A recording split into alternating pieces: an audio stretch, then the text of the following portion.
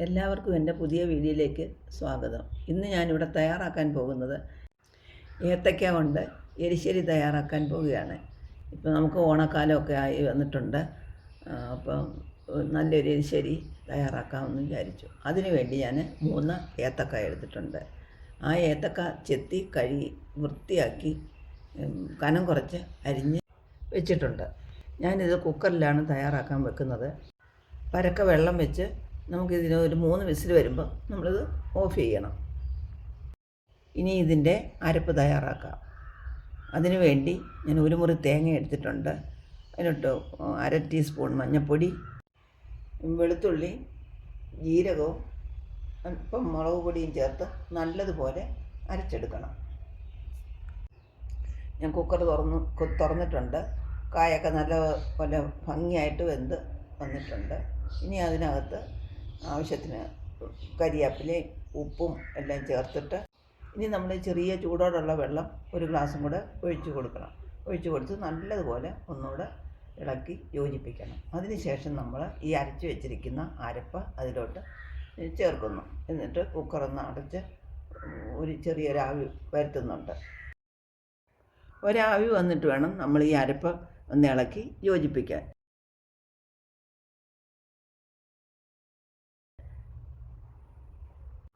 ആവി വന്നിട്ടുണ്ട്. നല്ലതുപോലെ ഇളക്കി എടുക്കണം. ഇനി നമുക്ക് തേങ്ങ വറുത്തിടണം. അതാണ് എരിശ്ശേരിയുടെ പ്രധാന ചേരുവ. അതിനായിട്ട് ചീനിച്ചട്ടി വെച്ചു. അതിലേക്ക് തേങ്ങ ഇട്ട് അത് നല്ല ബ്രൗൺ കളറാവുന്ന വരെ ഇളക്കി എടുക്കണം. തേങ്ങ നല്ലതുപോലെ മൂത്ത് വന്നിട്ടുണ്ട്. ഇനി നമുക്കതെടുത്ത് നമുക്ക് എരിശ്ശേരിക്കകത്തേക്ക് ചേർക്കാം.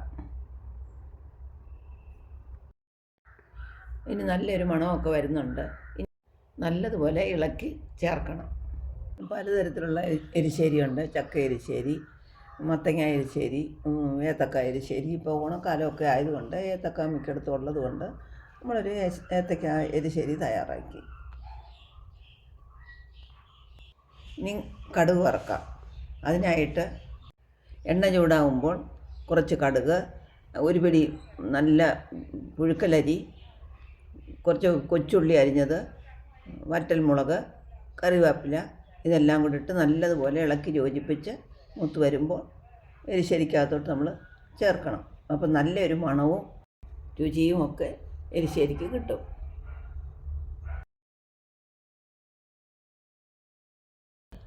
ഇനി നമുക്ക് ഇത് എരിശ്ശേരിക്കകത്തോട്ട് ചേർത്ത് കൊടുക്കാം.